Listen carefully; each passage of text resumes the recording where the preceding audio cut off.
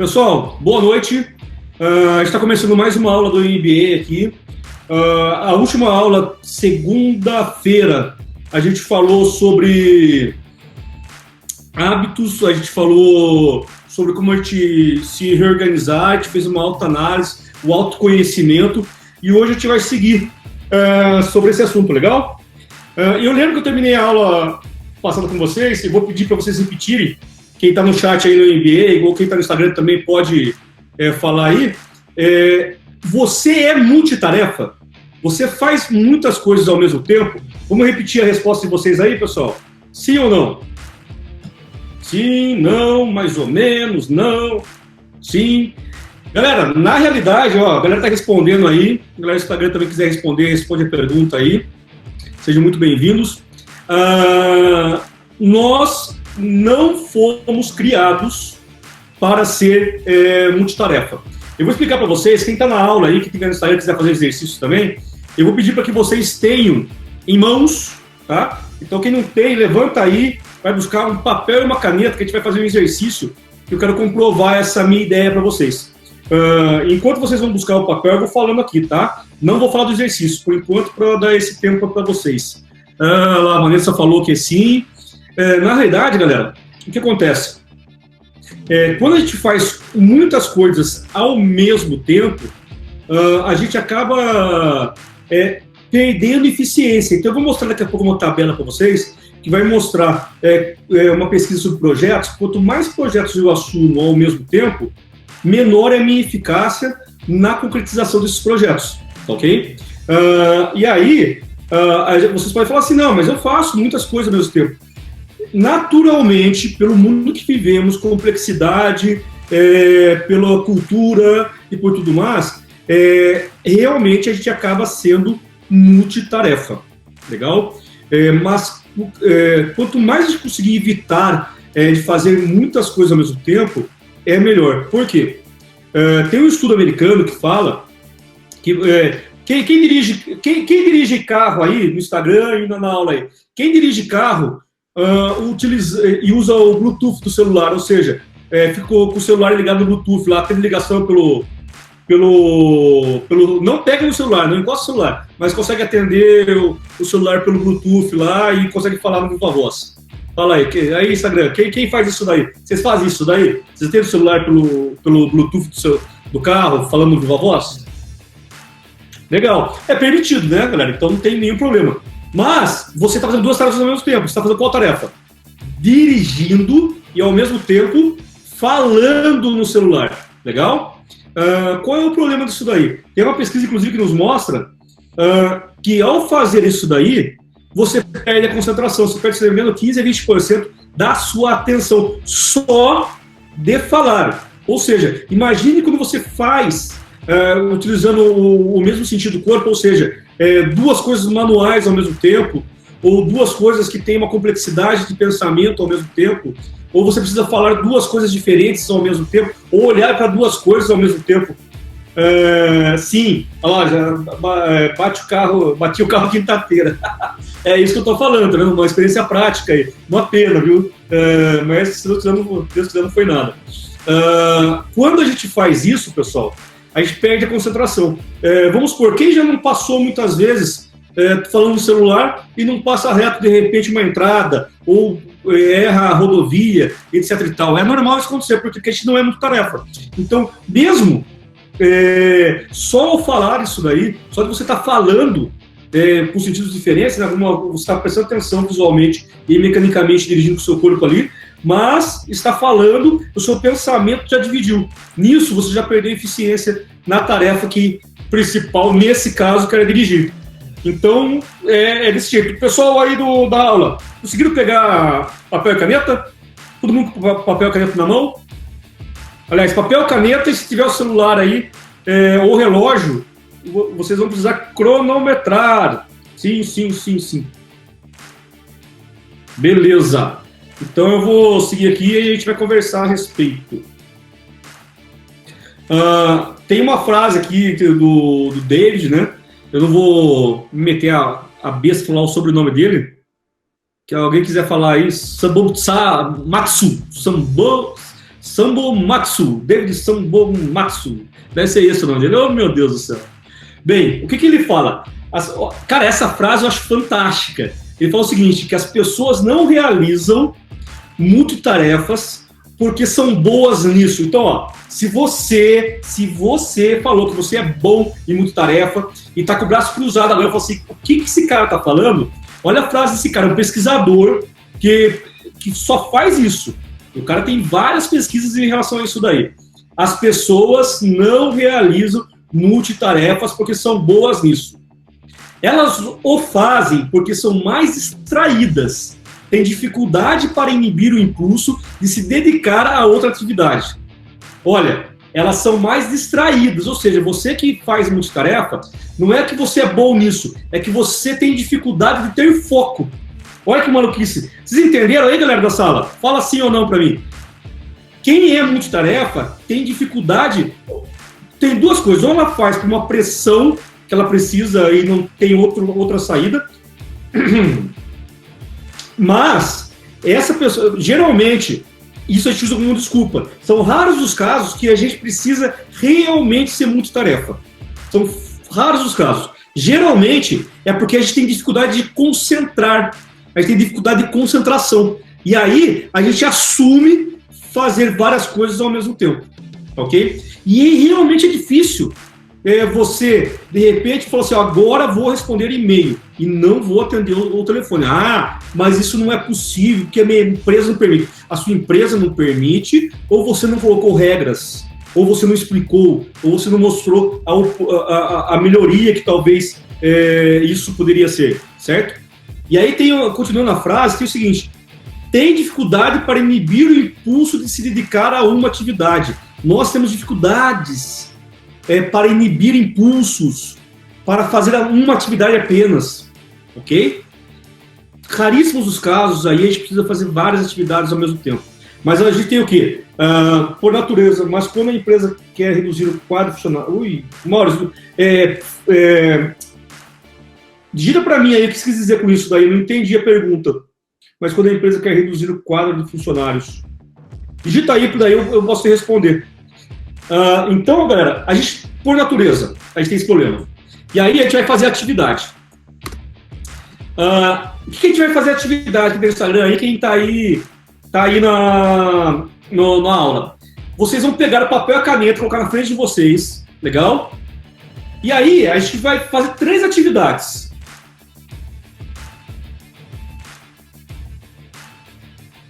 Entendi, Maurício. A Maurício perguntou aqui pra gente, galera, que a gente não deve ser multitarefa, né?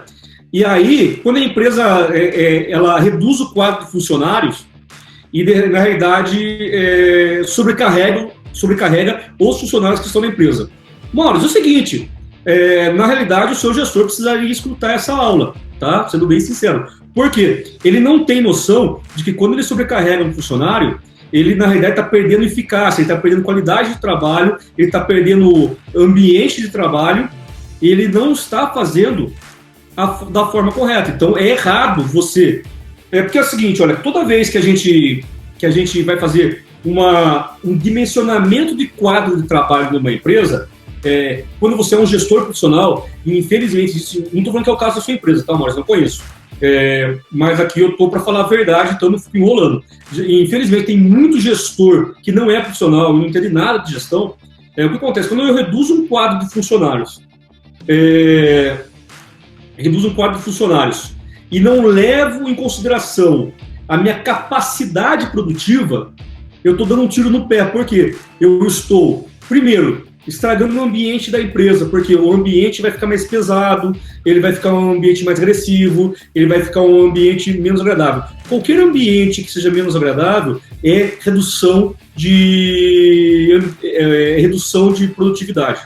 Todo gestor, você acha que o Google faz toda aquela organização de salas, puff, banco trabalha muito isso daí, leva a galera lá para não sei aonde, fazer o esqueminha, porque a galera vive na pressão, eles precisam ter um momento de descompressão, né? Quando o Facebook faz tudo aquelas coisas, mesinha de bilhar, videogame, você acha que por quê? Porque eles acharam bonitinho? Não, é ambiente agradável, porque sabe que aquilo lá vai trazer maior produtividade, isso daí é lógico. Agora, infelizmente, os diretores, presidentes e alguns gestores arcaicos das empresas e que não estão adaptados e não conhecem o que é um ambiente de trabalho saudável, eles preferem fazer pressão. O que eles fazem com pressão? Eles aumentam o turnover. Turnover tem um alto custo de treinamento e captação de novas pessoas.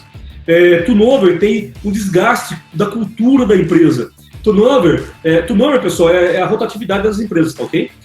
O turnover, quando você tem uma alta taxa de turnover e não faz parte do mercado, porque veja bem, pessoal, tem mercados que algumas partes das funções da empresa, vamos por varejo, supermercado, tem mais de 100% de turnover na parte operacional. Isso é normal, isso não vai mudar. Você pega, vamos supor, o McDonald's tem um turnover altíssimo na parte de pessoas, tem pessoas de alguns cargos que tem mais de 20, 30 anos lá dentro, mas a galera que entra, que é o primeiro emprego, tem uma taxa de turnover altíssima e faz parte disso daí, às vezes do mercado que a pessoa trabalha, mas em muitos casos isso não faz parte, e isso é um custo desnecessário para a empresa. Então você tem desgaste cultural, você tem desgaste de treinamento, você tem desgaste de captação de intelecto humano, você tem um desgaste tremendo. Então quando você faz essa pressão de carga de trabalho, você está prejudicando a empresa de uma forma muito grande. O líder precisa saber disso daí. Se ele não sabe, ele está dando um tiro no pé e está prejudicando a empresa. Legal? E aí, quando a pessoa, o funcionário tem que fazer muitas coisas ao mesmo tempo, porque não tem pessoas o suficiente, cara, isso é um grande problema. Agora, eu já vi também, deixa eu carregar minha bateria aqui, que eu esqueci de carregar. Então, vai desligar a aula. Pronto. Eu já vi também, pessoal, casos que não é problema de turnover, é erro de processo. Por que a gente tem muita tarefa, Maurício? Outra coisa que pode acontecer. Porque a gente ultimamente, por causa da crise, está acontecendo muito isso. Gabriel, tá errado, cara. Se a empresa está reduzindo o quadro por causa da crise, só que a crise reduz produção. A crise reduz. Agora, reduzir quadro produzindo tá errado. Então, o que eu falei para vocês quando que está errado? É quando você precisa ter uma equação de produção, escoamento de produção, ou seja, vendas, produção e colaboradores que suportem esse processo. Aí tem muita empresa utilizando isso como desculpa para reduzir custo. Se a empresa está vendendo, não tem por que reduzir custo, galera. Ok?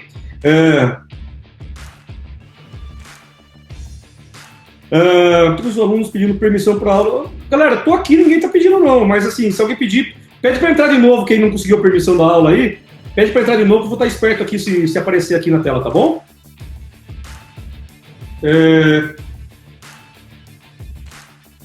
Eu não contrato pessoas. Então, pessoal, e aí você tem alguns problemas. Você pode ter aí uma sobrecarga de trabalho, e aí você é multitarefa realmente, porque você tem muitas pessoas fazendo.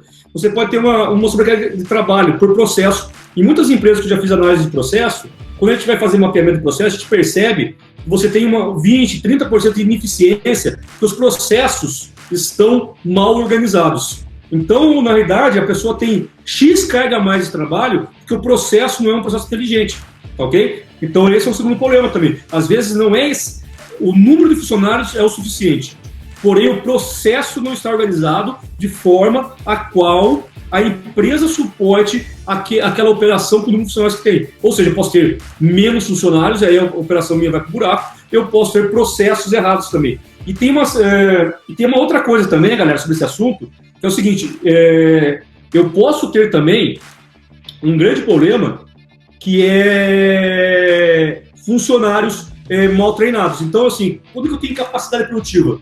Quando eu tenho pouca gente para muito trabalho, quando eu tenho processos errados, quando eu tenho pessoas desatualizadas, incapacitadas para tal profissão, e elas podem ser incapacitadas e desatualizadas tanto de conhecimento técnico quanto de habilidade interpessoal, com inteligência emocional, como postura de trabalho, intraempreendedorismo, como várias questões. Assim, olha, Maurício, a questão de índice de ações jurídicas é uma questão que a gente precisa tomar certos cuidados. Tem alguns mercados que são viciados, então a empresa ela já até tem uma reserva a mais, porque sabe que vai ter um processo que às vezes ela fica difícil sair, tem sindicatos, tem um monte de coisas. Tem umas outras questões que é mal postura da empresa. E aí ela tem que receber processo mesmo, tá? Porque ela tá faltando com a verdade dos funcionários. E também tem um terceiro caso, que tem mercados que funcionários eles já são treinados a entrar na empresa para processar, porque tem brechas jurídicas. A nossa legislação, infelizmente, ela tem os dois lados, tá, galera? Aqui não estou defendendo ninguém. A nossa legislação é totalmente horrível para o empresário, ele deixa o empresário totalmente desespaldado, e é complicado, porque você tem lá uma empresa, aí você, por uma série de questões, você, por uma brecha jurídica ou por uma questão, muitas vezes real, você recebe um processo, você quebra a empresa.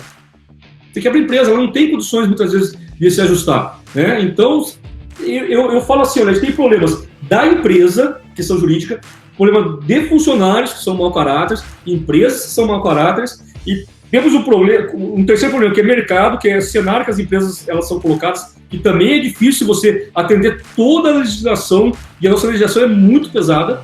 E você tem uma quarta questão, que é a própria legislação, né? Que ela é arcaica e o pessoal, eles não pensam de forma eficiente, né? Infelizmente, o nosso judiciário, eles pensam de uma forma burocrática e uma forma de avolumar os processos e não de fazer que isso daí corra de uma forma mais... Eles querem mais arranjar problema do que solução, infelizmente, tá? Mas bem, quero fazer exercício com vocês. Vamos lá, galera? Todo mundo pronto aí? Sim, sim, sim. Responda sim no chat aí. Sim, sim, sim. Prontos? Vamos pro exercício? Beleza! É o seguinte, como que a gente vai fazer o exercício? Ó, presta atenção, pessoal. Vocês vão pegar uma folha, legal? Até vou marcar aqui, ó. No slide, ó. Olha o slide aí que eu tô... hoje não dá para usar canetinha, que pena. Olha o slide aí, não vai dar porque eu tô no Google, com a apresentação no Google hoje. Como que a gente vai fazer, pessoal? A gente vai fazer 3 atividades, tá? Lembra de multitarefa que a gente tá falando? Então eu separei 3 atividades. A gente vai fazer uma atividade que é escrever de 1 a 10 em numeral. Então, 1, 2, 3, 4, 5, 6, 7, 8, 9, 10, como vocês estão acostumados. Aí, a gente tem os numerais romanos, né? De que forma é? 1, que é um pauzinho, 2, 2 pauzinhos, 3, 3 pauzinhos, 4, um pauzinho e um V, 5 V, 6 V e um pauzinho, e assim, até chegar no 10, que é o X, tá ok? E aí a gente vai fazer as letras de A a J, que são as 10 primeiras letras, que é A, B, C, D, E, F, G, H, J, certo? Tudo bem, pessoal? Entenderam as 3 atividades que vocês vão fazer? Então vocês vão escrever 3 vezes, de 1 a 10, em números romanos, e uma terceira atividade que vocês vão escrever usando de A a J. Ok, pessoal? Sim? Respondam sim pra mim aí, pra ver se tá tudo certo. Sim. Opa, legal. Peraí. Beleza? Agora, presta atenção na apresentação aqui, pessoal. Olha o que vocês vão fazer. Ao invés de fazer assim, ó, linha reta, né? Vamos supor que você vai fazer 3 colunas. Aí a primeira coluna, 1, 2, 3, 4, escrever um embaixo do outro. Você vai escrever primeiro 1, depois você vai escrever o 1 em algarismo romano e o A. Vocês estão vendo aí? 2 algarismo romano e o B. 3 algarismo romano e o C. Entenderam o que vocês vão fazer? Vocês vão fazer em linha. Não vai fazer 1, 2, 3, 4. Vocês vão fazer, ó, nesse sentido aqui, ó a setinha na apresentação aí. Vocês estão vendo, ó? Setinha para a direita? Então, 1 algarismo romano A. 2 algarismo romano B. 3 algarismo romano C. Entenderam? O que vocês vão fazer, então? Todo mundo entendeu? Sim, sim, sim. Alguém não entendeu, pessoal? Entendido, ok, beleza. Sim, beleza. Então, ó, em linha. Não é para fazer 1, 2, 3, 4, 5. Legal? O que vocês vão fazer agora? Vocês vão pegar o relógio de vocês, colocar no cronômetro, e aí vocês vão dar o start, certo? Começar a contar o tempo. E vão 1 algarismo romano A, 2 algarismo romano B, 3 algarismo romano C, até chegar a 10 algarismo romano J. Na hora que vocês escreveram J, vocês terminam o cronômetro e marcam o tempo no chat, ok? Vai lá, valendo, pessoal, começa a atividade aí. Terminando, coloca no chat aí o resultado do tempo. 40 segundos, 50 segundos, 1 minuto. Valendo. 9 segundos, 40 segundos, 33 segundos. Boa. 35 segundos, 47, 44, deixa eu marcar aqui. Vamos lá, 47, 50, 1 minuto. Ó, pessoal, até agora aí o maior que a gente teve foi 1 minuto. Alguém mais aí? Alguém acima de 1 minuto? 40, 1 minuto, 55, 59, 51, beleza. Todo mundo terminou então, pessoal? 1 minuto e 16, opa, tem um ganhador aqui. 1 minuto e 16. Legal. O que vocês vão fazer agora? Ó? Vou passar o próximo slide. Opa, vou passar o próximo slide para vocês aqui. 1 minuto e 10. Beleza. Agora vocês vão fazer de novo a mesma atividade. Só que ao invés de fazer em linha, vocês vão fazer em coluna. Então vocês vão escrever, dá o start, escreve 1, 2, 3, 4, 5, 6. Só o numeral primeiro, depois só o romano e depois só as letras, ok? A mesma coisa. Terminou, marca o tempo e joga no chat aqui. Vai lá, pessoal. 25, 25. Galera, vocês perceberam? Reduziu o tempo da primeira atividade para a segunda atividade, sim ou não? Sim, né? Essa é uma atividade simples, pessoal, que tem no livro. Se eu não me engano, o livro acha que fazer o dobro da metade do tempo. Eu acho que é esse. Não lembro de cabeça. Ah, não, é isso mesmo, ó, tá aqui a fonte. A arte de fazer o dobro do trabalho na metade do tempo. É um livro de Scrum que vale muito a pena ler. E aí,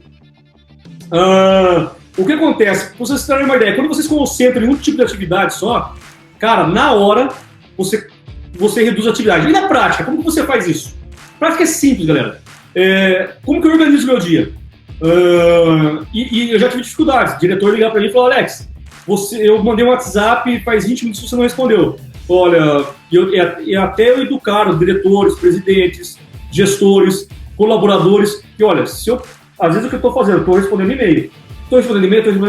Eu não fico com nenhuma outra tela aberta.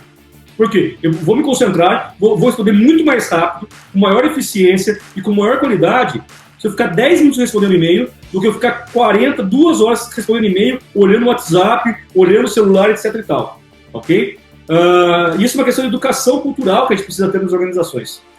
Se eu vou responder as mensagens no WhatsApp, e eu tenho muita gente, eu tenho, para você ter uma ideia, hoje, os 15 grupos que eu faço condução aqui no WhatsApp, das aulas, dos cursos, das consultorias, cara, eu tenho que fazer isso daí. Eu tenho o tempo correto no qual eu vou entrar, não respondo em todo momento. Legal? Se eu vou fazer ligação, então, se eu tenho meia hora para responder e-mail e fazer ligação, o que eu faço? Eu separo 10 minutos para responder e-mail e 20 minutos para ligação. 20 minutos para responder e-mail e 10 minutos para ligação, dependendo do que eu preciso fazer. Legal? Quer ver uma coisa que acontece muito, vocês devem evitar? Os gestores, muitas vezes, eu já caí muitas vezes nessa armadilha, graças a Deus hoje eu não caio mais, pelo menos eu me policio para isso. Você está com o dia atarefadíssimo e um colaborador teu chega e fala para você assim: ô Alex, precisamos falar com você. Senta aí, você no computador, senta aí que eu vou trocar uma ideia com você. Pode ir falando, só estou digitando alguma coisa aqui. Galera, não faça isso, para. Se você não pode parar, fala assim, funcionário, é muito urgente, a gente pode conversar daqui 40 minutos, daqui 30 minutos, a gente pode conversar depois do almoço, tal hora, agenda horária com ele. Educa, galera. Entendeu? Agora, nunca faça. Vai falando. Sabe por quê? Uma das suas principais funções enquanto líder, gestor, é se preocupar com o seu colaborador. Quando você faz isso daí, digitando e ele trazendo alguma coisa importante, porque para ele é importante, para você pode ser nada, mas para ele é importante. Você está desrespeitando a pessoa que está ao seu lado. Legal, galera? Então, a pessoa chegou, abaixa a tela do laptop e vai conversar com a pessoa. Se você está muito atarefado, fala: eu estou com 5 minutos, é possível de conversar em 5 minutos? Ou senão a gente marca um outro horário. É muito urgente, então essas perguntas de feedback, para quando alguém pede alguma coisa para você, é interessante, porque você não precisa aceitar. A pessoa chega e você tem que estar a todo momento disponível. Você tem uma cadência de trabalho. E se você naquele momento você não pode atender, você fala, olha, é muito urgente, eu preciso terminar uma coisa aqui. Se for muito urgente, eu paro aqui, a gente conversa. Se puder esperar 30 minutos, 40 minutos, então a gente conversa aqui 30 minutos, 40 minutos. Mas nunca divida a sua atenção uma pessoa que está trazendo um problema, está trazendo um anseio, está trazendo um insight. Preciso não estar sempre disponível, principalmente para os sócios. Galera, às vezes, o que acontece? Nem todo mundo tem esse conhecimento que vocês estão tendo agora. Então, quando você fala que tem determinados momentos que você não estará disponível, as pessoas não entendem. Então, você precisa, desculpa o tipo da palavra, mas desenhar para essas pessoas, para explicar que você vai ser muito mais produtiva se você atender as pessoas no horário correto. Se você organizar. Não é ser mal educado. Meu trabalho terminou às 6, não atendo mais. Sabe essas coisas que são pouco se importar com o cliente? Você vai estar disponível para você estará disponível, fica mais bonitinho que vai estar, né? Você estará disponível para o seu cliente sempre, porém, você vai organizar para explicar para ele que você precisa de organização. O que não pode é você ser arrogante de falar assim, olha, eu não estou disponível a toda hora para você, tem que tomar cuidado com a arrogância.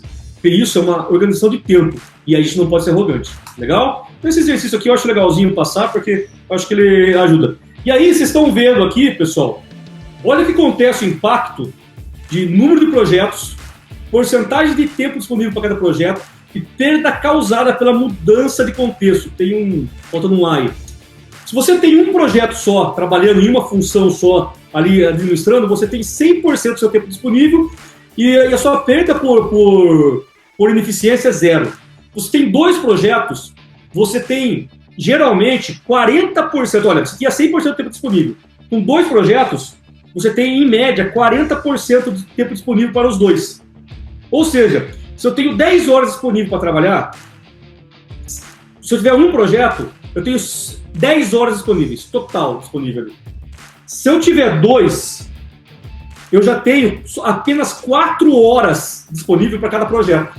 E aí, eu tenho 2 horas que é perda por ineficiência de mudança de contexto. Por precisar mudar a chave. Lembra do exercício?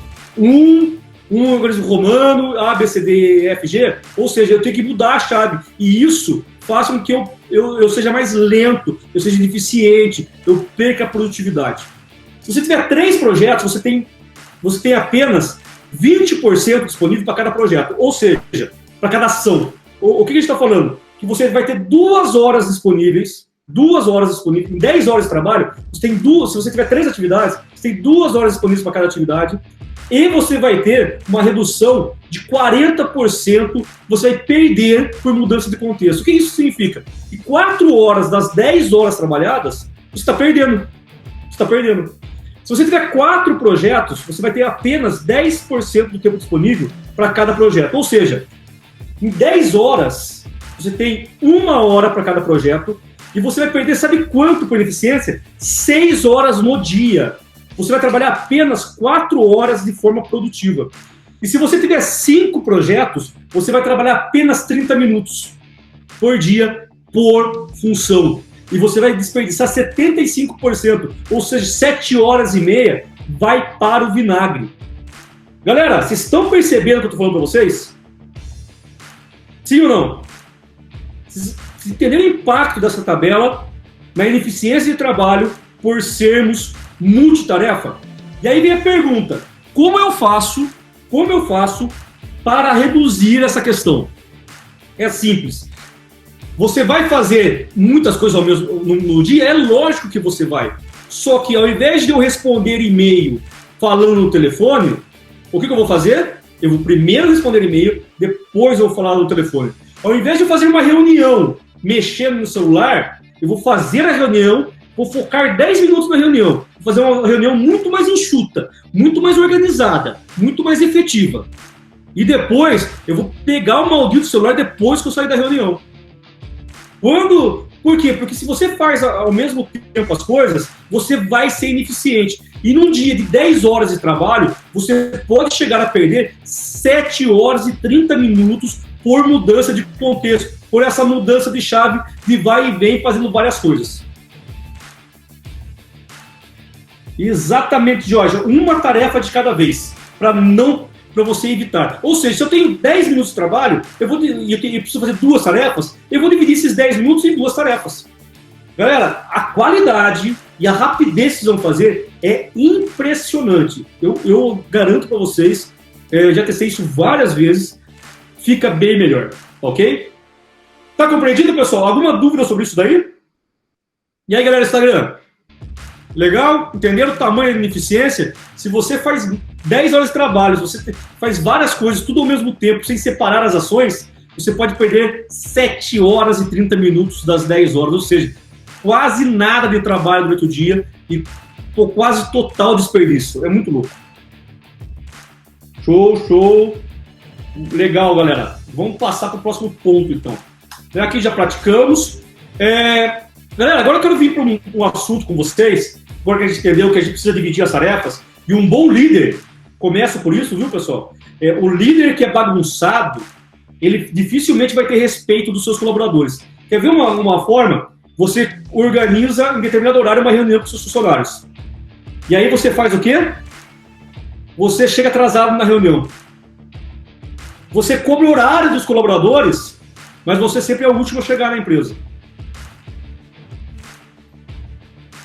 Então tem algumas coisas que a gente precisa começar a ter consciência. Legal, galera? E vamos supor, você vai fazer uma reunião com os colaboradores. E aí, ao invés de você preparar, organizar, você chega para a reunião esbaforido, sem nada organizado, sem papel na sala, sem caneta, sem uma apresentação que preste, sem uma organização, sem uma pauta pré-organizada, com antecedência, sem ter convidado as pessoas com antecedência, de uma forma clara, objetiva. Você nunca será respeitado na sua empresa. Se tudo que você faz corrido... deixa eu ver aqui. Se tudo que você faz corrido, cara, você vai ter vários problemas aí no qual você não vai conseguir organizar. Legal? Então, a postura do líder, enquanto uma pessoa organizada, uma pessoa empática, uma pessoa que tem valores, é extremamente importante. Deixa eu fazer uma pergunta para vocês. É possível ensinar alguém a ser líder ou liderança é algo nato, que já nasce com as pessoas? Ou seja, a pessoa nasce, vai desenvolver lá na frente, depois vai virar um líder, ou a pessoa que não tem nenhuma habilidade até determinado momento da vida, ela pode se tornar líder? Se você acha que é nato, responde sim. Se você acha que não é nato, que isso pode nascer ao longo do tempo, responde não. Não. Pode ser lapidado. Não. Pode ser desenvolvido, sim. Não. É isso aí, galera. Na realidade, é lógico, se você tem uma habilidade nata de comunicação, de visão sistêmica, de empatia, de resolução de problemas, de engajamento das pessoas, de inteligência rápida, de conseguir concretizar as coisas, você já tem, por natureza, uma aptidão à liderança. Agora, se você, de repente, não tem um desses fatores, ou todos esses fatores, não significa que você não pode ser líder. Significa que você vai ter um trabalho a mais para se tornar um líder, ok? Então você pode. Cara, eu não sei falar em público, eu tenho vergonha, eu gaguejo, eu sou tímido, eu transpiro, eu sou ruim de execução, eu enrolo muito para fazer as coisas. Então eu nunca vou ser líder. Pode ser líder. Legal? Eu conheço, aliás, vários líderes que são extremamente tímidos, que não precisam abrir a boca para exercer uma boa liderança.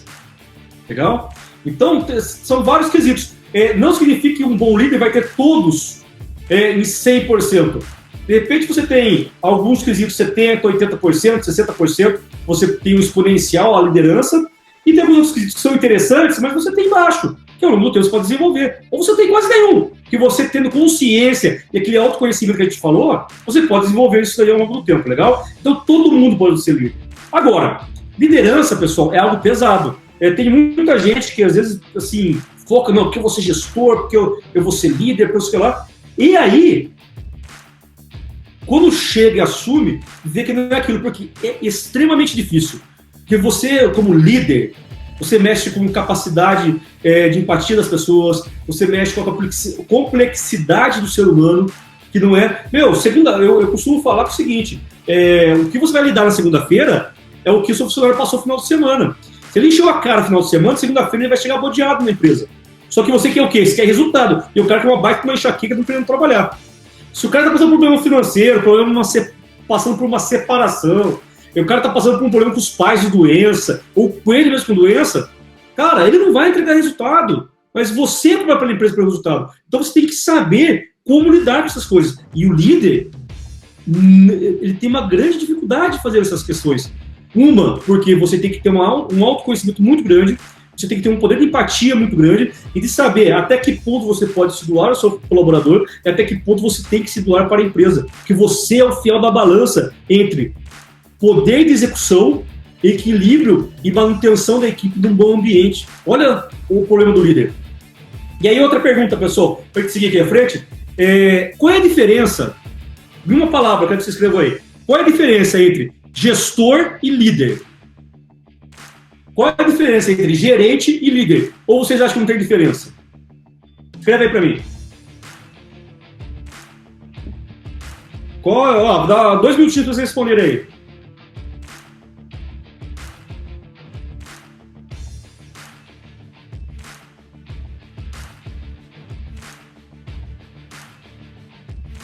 Qual a diferença, galera, entre gestor e líder?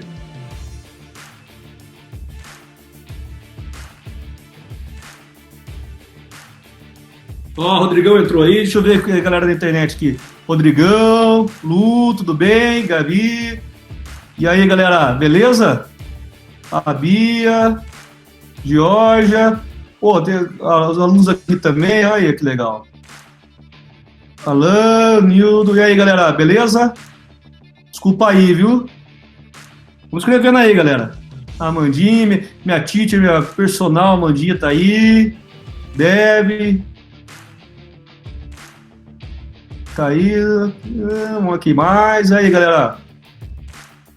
Pô, mó galera aqui, olha que legal. Valeu aí, pessoal. Obrigado por assistir aí a live. Aí, tá gostando? Fala aí pra mim aí.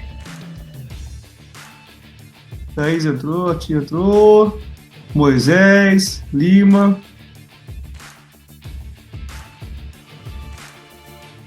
Aí, show, pessoal. Vamos ver aqui as respostas. Vamos lá, então. Gestor é mais estratégico. Líder lida mais com pessoas. Líder traz a equipe para ele, mostra o caminho, capacidade de engajamento. Gestor somente gerência e resultados. Boa, Rogério. Empatia, capacidade. Os dois lideram. Líder leva as pessoas com ele, gestor só manda, lidera, gestor cuida de gestão, líder delega, gestor vai justo, líder precisa, líder executa, gestor faz a estratégia. Boa, vamos lá, pessoal. Qual que é a diferença, então, Qual que é a diferença do líder e do gerente?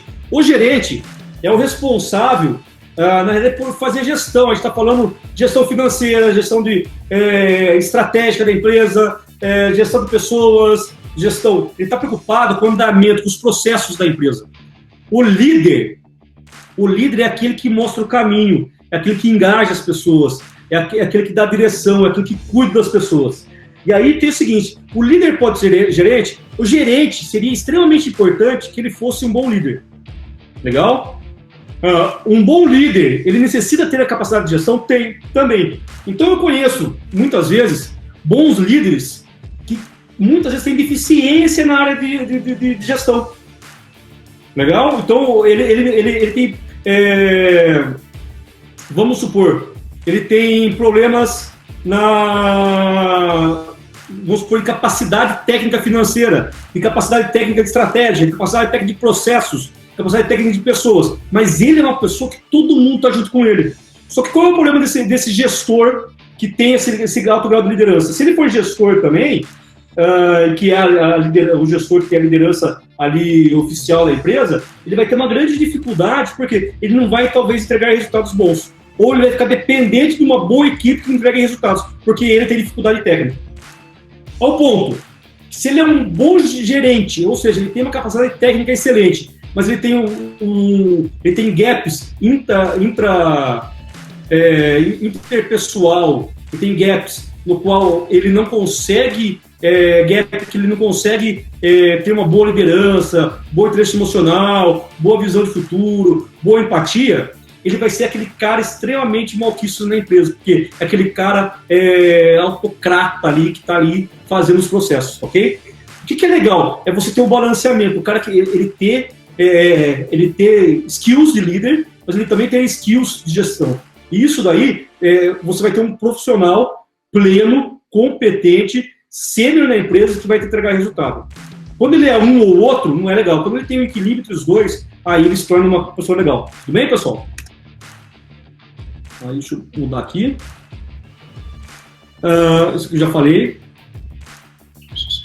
E aí, pessoal, se você é gerente aí, está escutando no Instagram aí, você é diretor de empresa, presidente, você é coordenador, né, você está aí na aula também. A pergunta é a seguinte, você tem credibilidade ou você tem caneta? Eu acho, aliás, eu detesto essa palavra, né? Quem é o dono da caneta? É um negócio muito arcaico no nosso país isso daí, sabe? As empresas, os diretores, eu tenho a caneta, vou dar canetada. Esse negócio está sendo abolido e vai ser abolido cada vez mais. Toda vez que você agir dessa forma, tenha certeza que você está cometendo um grande erro na sua organização. Legal?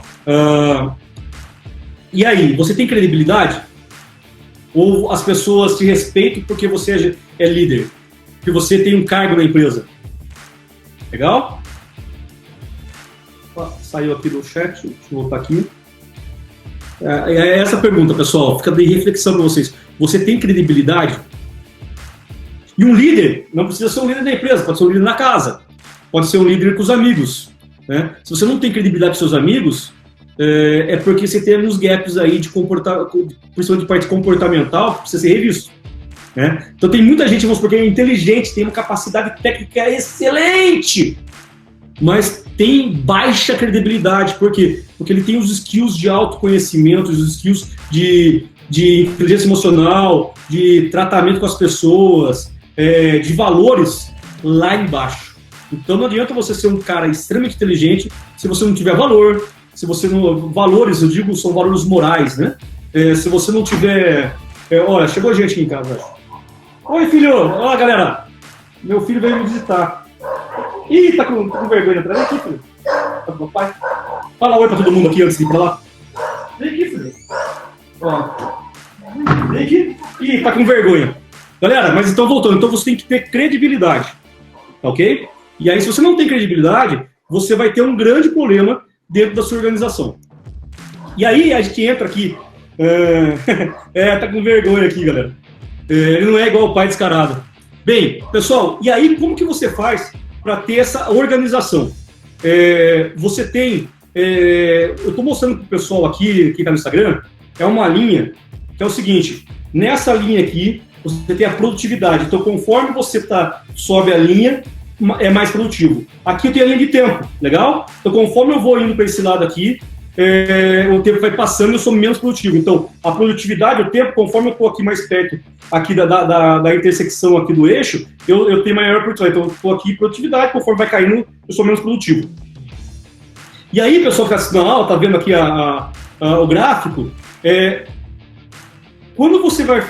para você poder realmente ser líder, uma das coisas que você precisa ter é gestão de mudança. Vamos supor, a gente está passando uma crise agora.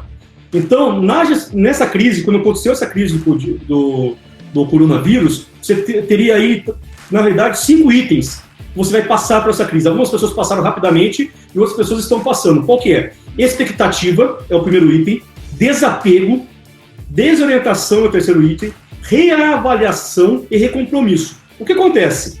Quando você passou pela crise, a primeira coisa, expectativa. Saber o que esperar, o que algo vai acontecer. O que vai acontecer com esse negócio de crise? O segundo, desapego. Cara, a crise está aí, perdi salário, perdi emprego, perdi fornecedor, perdi renda, perdi, sei lá, o diabo a 4. E aí você tem que pensar o seguinte, Você tem que encarar o fato que as coisas estão diferentes e abandonar o passado. Cara, eu não tenho mais aquele salário, eu não tenho mais aquela função, eu não tenho mais aqueles clientes, eu não tenho mais aquele mercado, eu não tenho mais aquela saúde, eu não tenho mais XYZ. Cara, ficou no passado. Não adianta você ficar agora, ai, agora eu ganhava 50 mil por mês, agora eu não tenho dinheiro, eu não vou poder sair. Cara, esquece.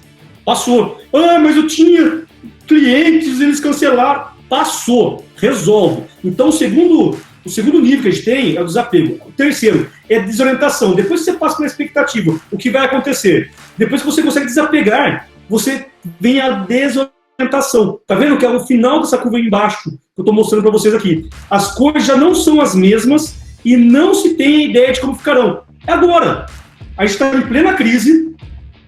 Tem gente que já desapegou, tem gente que está no desapego e já está começando a desorientação. Porque o tempo está passando, a produtividade já está caindo. Cara, e agora? Dia 23 agora termina o isolamento? Ou vai para maio? Ou vai para junho? Ou vai para julho? Ou vai para igual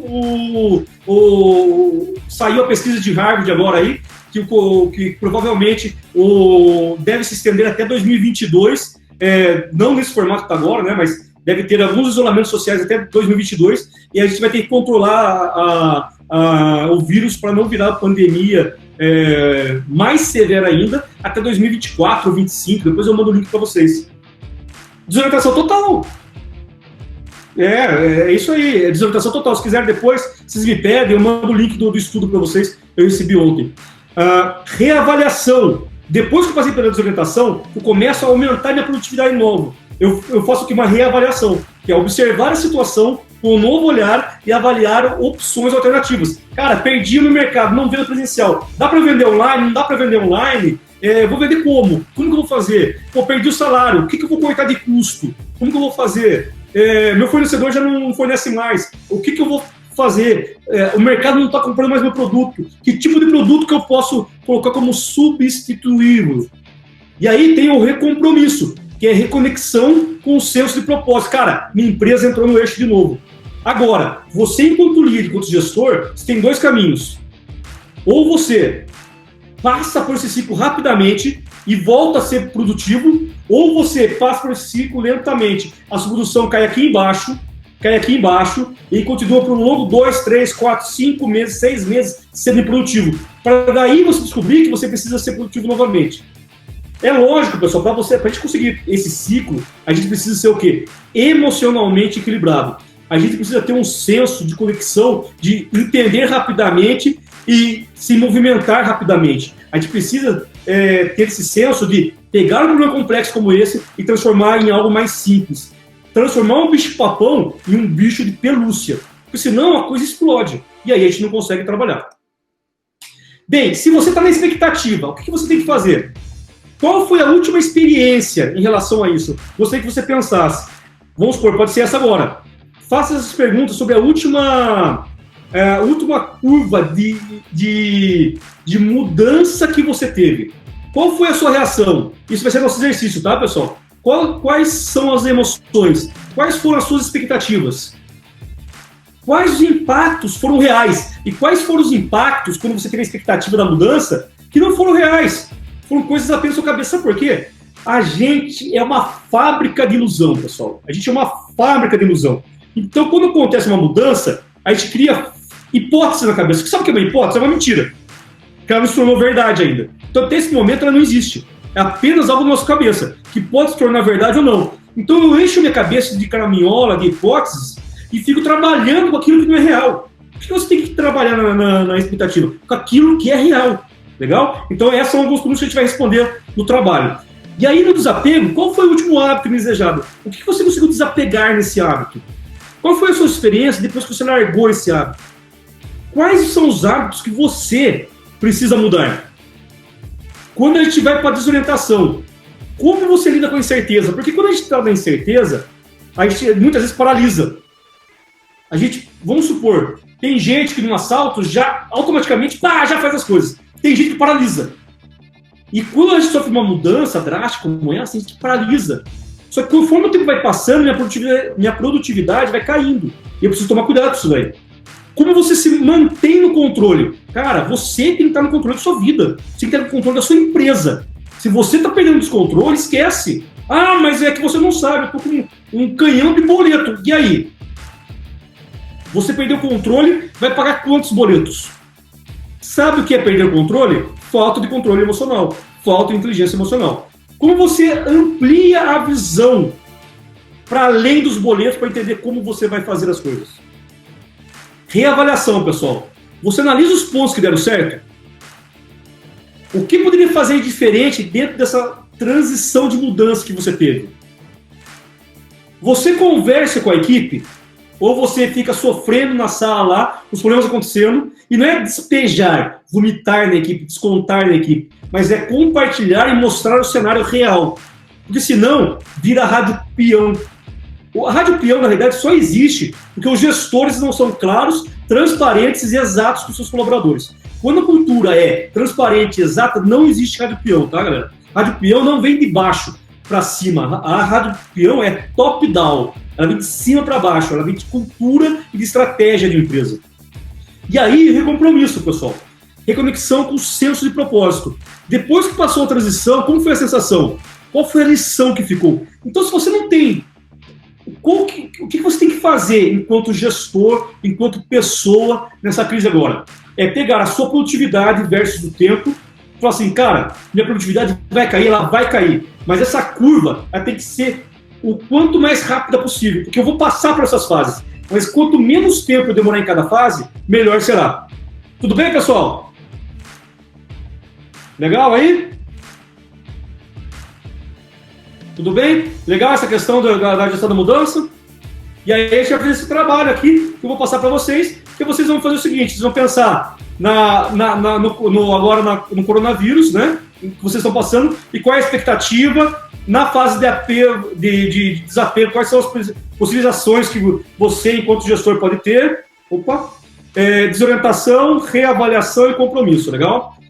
E para você poder, pessoal, transitar realmente nessa vibe de mudança rápida, de ser eficiente nesse tipo de mudança, você precisa ter requisitos de competência. E caso usemos a crise do coronavírus, ainda não sabemos como ficará. Podemos colocar uma expectativa? Expectativa. Na realidade, o que você não pode fazer é sofrer com a expectativa. Mas você vai desenhar cenários em cima da expectativa e conforme os dias vão passando, você vai validando esses cenários para tornar a expectativa real ou não real, ok? Você não pode ficar sentado em cima da expectativa e falar, agora eu vou esperar. Pessoal, para você conseguir ser efetivo nisso daí, você precisa ter competências. Competências, pessoal, na realidade, é o mais conhecido de todos, conhecimento, habilidade e atitudes. Daí você tem o charme, você tem outros tipos, mas tudo origina do conhecimento, habilidade e atitude. Não adianta o cara ser estudioso se o cara aprende, mas não aplica. Não adianta o cara ser estudioso, aplicar no dia a dia, saber fazer, se ele não tem atitude. Ou seja, o que é atitude? Se ele não consegue colocar isso em prática e executar isso daí. Legal? Ou seja, eu preciso saber, eu preciso ter a prática do fazer, então se eu sei e não pratico, que o meu conhecimento vai embora e a minha prática não fica. Agora, se eu tenho conhecimento, ou seja, aprendi, eu sei fazer, ou seja, tenho habilidade de fazer, agora eu não tenho atitude, fica difícil. Tem muito líder que sabe o que tem que ser feito e sabe até como fazer, mas ele prefere se omitir e não fazer. Ok? E aí, quando eu tenho essa conexão, esse equilíbrio entre saber, fazer e ter esse ímpeto empreendedor de realizar realmente e colocar as coisas para rodar, a gente consegue passar para essa curva muito mais fácil. E aí tem um modelo de competência gerencial que ele traz para o inconsciente emocional, na realidade, que é o equilíbrio dessas coisas. E olha o que eu preciso ter. Eu preciso ter 4 fatores, pessoal. Autoconsciência, consciência social, autogerenciamento e gerenciamento das relações. Quando a gente fala autoconsciência, a gente está falando em autoconsciência emocional. Como que eu trabalho a minha autoconsciência emocional? Como que eu equilibro para ser uma pessoa equilibrada? Autoavaliação precisa. Eu sei quem realmente eu sou emocionalmente ou eu engano que eu sei? Não significa, pessoal, que você vai ser uma máquina no relógio que toda vez você vai ter equilibrado. Você vai desequilibrar, mas quando você tem uma autoconsciência, você consegue reduzir a curva da mudança e voltar para o equilíbrio mais rapidamente. E autoconfiança. Eu sei quem eu sou, eu tenho uma avaliação precisa e eu consigo ter uma postura de confiança em como me portar. Quando a gente vai para o lado do eixo da consciência social, você, primeira coisa, trabalha empatia. Empatia é se colocar no lugar do outro. Mas isso é um nível raso de empatia. Empatia, na realidade, pessoal, é sentir a dor do outro. Eu só sinto a dor quando eu convivo com o outro. E aí vai muito... E que eu não vou repetir aqui agora. Consciência de jogo organizacional. Pessoal, eu preciso ter uma ideia de cenário.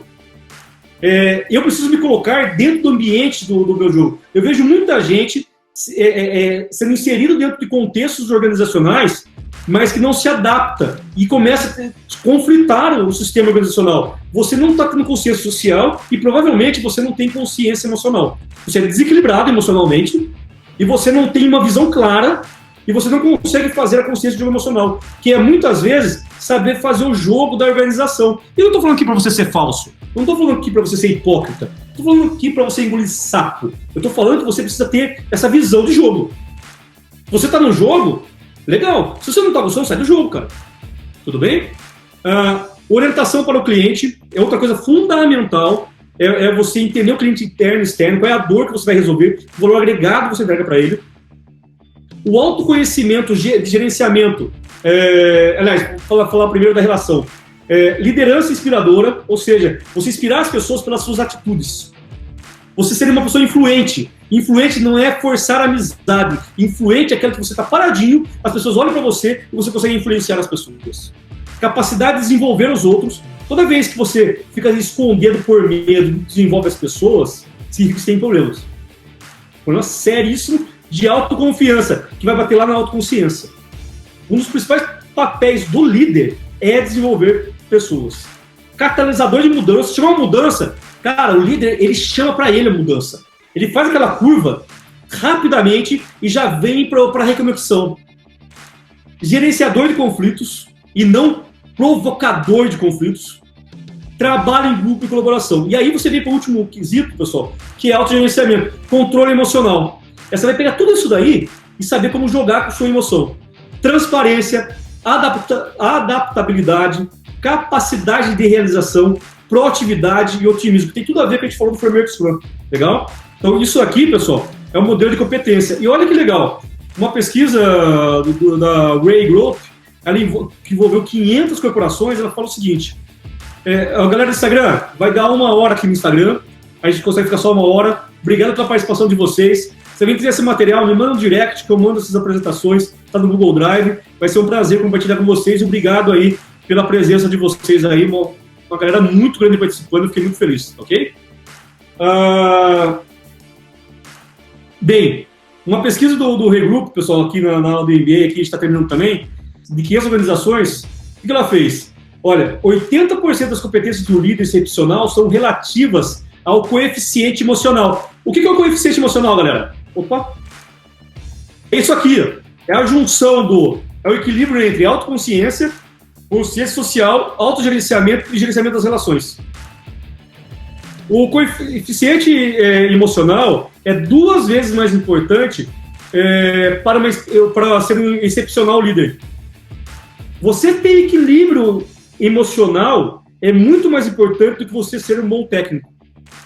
Legal? Eu costumo falar que as pessoas são contratadas pela técnica, mas elas são demitidas pela emoção, pelo como elas se portam emocionalmente. E o coeficiente emocional, ele é 4 vezes mais importante que os demais fatores para explicar o sucesso de um líder.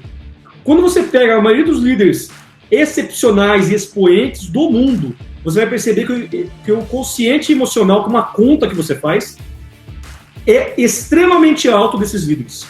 E talvez eles, tecnicamente, nem são os melhores, mas emocionalmente eles são os mais equilibrados dentro dessas questões.